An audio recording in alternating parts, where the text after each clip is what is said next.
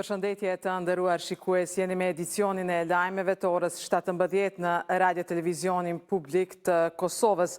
Edhe sot ka vazhduar greva e punëtorëve të RTK-s duke ndërprer transmetimin e 2 edicioneve të lajmeve të ditës.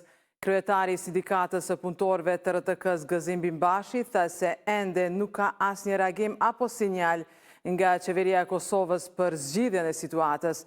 Bimbashi u shpreh i habitur se si qeveria arrin të gjejë zgjidhje dhe mjete financiare për çështje të tjera përfshirë zgjedhjet, por jo edhe për RTK-n. Tash nuk kemi kuvend. Me herët e kishim kuvendin, nuk e kishim të themeluar Komisionin për Buxhet dhe Transfere dhe thirrjen e bënim për të gjithë.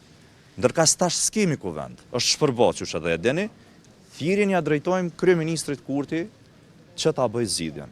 Mundet ka zgjidhje ligjore. Mundet janë gjend para për KQZ-n, siç e thash më herët, janë gjend para për institucione të tjera, le të gjenden para dhe për forma dhe për RTK. RTK ka buxhetin e miratuar të veten, vetëm le të gjendet forma për alokim. Dhe të mendohet që është më shumë rëndësi, jo vetëm për këta 3 muaj, të mendohet edhe në vazhdimsi garantimi funksionimit të transmetuesit të vetëm publik në Kosovë. Andaj, ju bëjmë thirrje edhe një herë, që të ndërmarrin masa urgjente, kam thënë dje, po e them edhe sot, sepse situata është emergjente. Andaj nuk kemi shumë kohë dhe luks të mendojmë se çfarë mund të bëhet, si mund të bëhet, zgjidhjet janë dhënë. Ka ekspert ligjor që janë të gatshëm, që kemi kontaktuar ne që mund ta ndihmojnë qeverinë nëse veç ka me dyshje se cilat janë format, ne mundemi si sindikat me siguru, një njohës ligjor i cili mund t'ju jap zgjidhje ose modele për dalë nga kjo krizë. Punëtorët e trafikut urban dhe operatorëve private dhe sot janë mbledhur para komunës së Prishtinës për të vazhduar greven për shkak të mos ekzekutimit të pagave. Ata kanë shprehur keqardhje për udhëtarët, por kanë paralajmëruar se greva do të vazhdojë deri në përmbushjen e kërkesave të tyre. Greva e punëtorëve u paralajmërua se do të vazhdojë edhe nesër. Nesër u thirr kjo seancë jashtëzakonshme e Kuvendit Asamblesë në komunë, kështu që nëse kalojnë 28 milion, nëse bortën 28 milion 2024 për këtë vit, besoj që kryet. Tash shkojnë ato procedurat, por nuk besoj që vanon.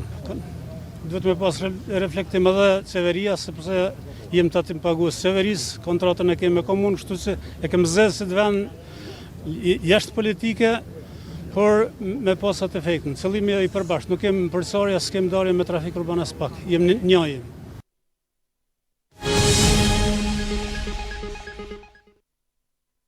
Dyert e kazermave të Forcës së Sigurisë së Kosovës nesër do të jenë të hapura nga ora 9 deri në orën 14 për të gjithë qytetarët që duan të shohin kapacitetet ushtarake në ditën e forcës.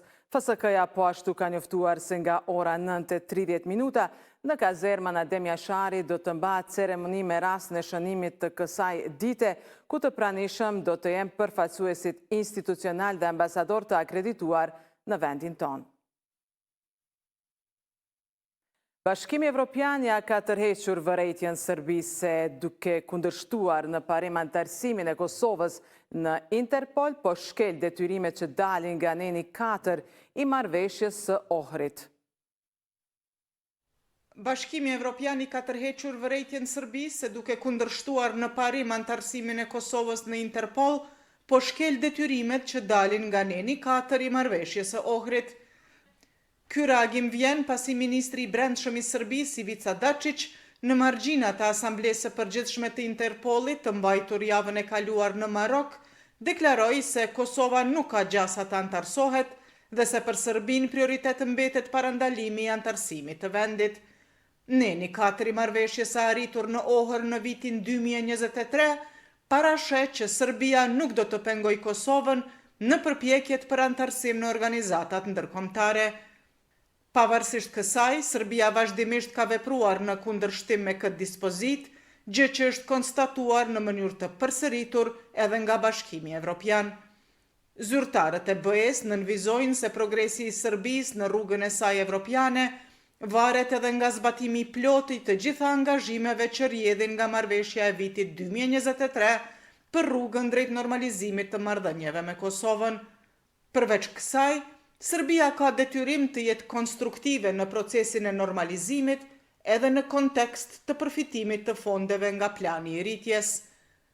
Sa i përket programit të reformës dhe rritjes, parakushti që lidhet me progresin në normalizimin e marrëdhënieve Serbi-Kosovë, vlerësohet sa herë që pranohet një kërkesë për pagesë sipas programit e në përputhje me dispozitat e rregullorës, ka sqaruar një zëdhënës i Bashkimit Evropian.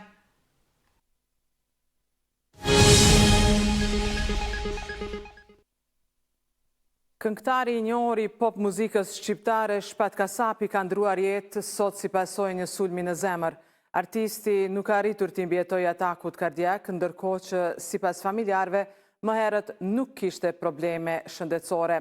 Për ndarjen nga jeta të këngëtarit ka reaguar zëvendës kryeministri i Maqedonisë Veriut Izet Meqiti, i cili ka shprehur ngushëllimet e tij për familjen, miq dhe komunitetin artistik shqiptar. Shpat Kasapi ishte një nga emrat më të dashur të skenës muzikore shqiptare. I lindur më 1 maj 1985 në Tetov, ai u rrit në një familje me traditë muzikore, e cila ndikoi në formimin e tij artistik. Shpat Kasapi la pas vetës një djalë 3 vjeçar.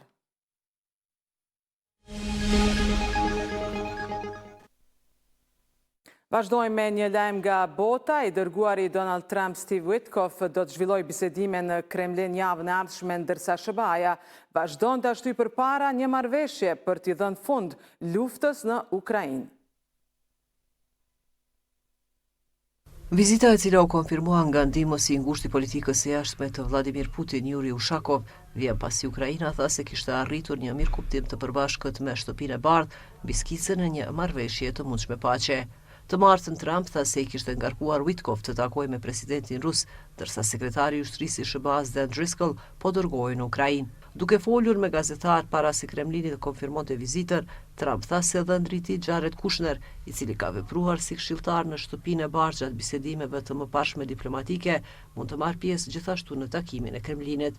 Ai tha se një marrëveshje do të përfshinte lëshime tokash në të dyja drejtimet dhe përpjekje për të pastruar kufirin. Kremlini më parë tha se Rusia nuk ishte konsultuar ende për draft marrëveshjen e re, duke paralajmëruar se mund të mos pranojë ndryshime në planin e javës së kaluar. Zyrtarët amerikanë nuk ju drejtuan publikisht shqetësimeve të Rusisë, megjithse Driscoll dhe përfaqësuesit rus zhvilluan takime të hënën dhe të martën në Abu Dhabi. Disa nga çështjet për të cilat Rusia dhe Ukraina ende kanë mosmarrëveshje të thella, thuhet se kanë mbetur të pasgjidhura deri më tani, duke përfshirë garancitë e sigurisë për Kijevin dhe kontrollin e disa rajoneve në lindje të Ukrainës, ku po zhvillohen luftime. Presidenti i Ukrainës Zelenski tha se ishte gati të takojë me Trumpin për të diskutuar pikat e ndjeshme të pasgjidhura me administratën e tij që synon një takim para fundit të muajit. Një ditë më parë, Zelenski tha se plani me 28 pika ishte zvogluar me disa dispozita të hequra.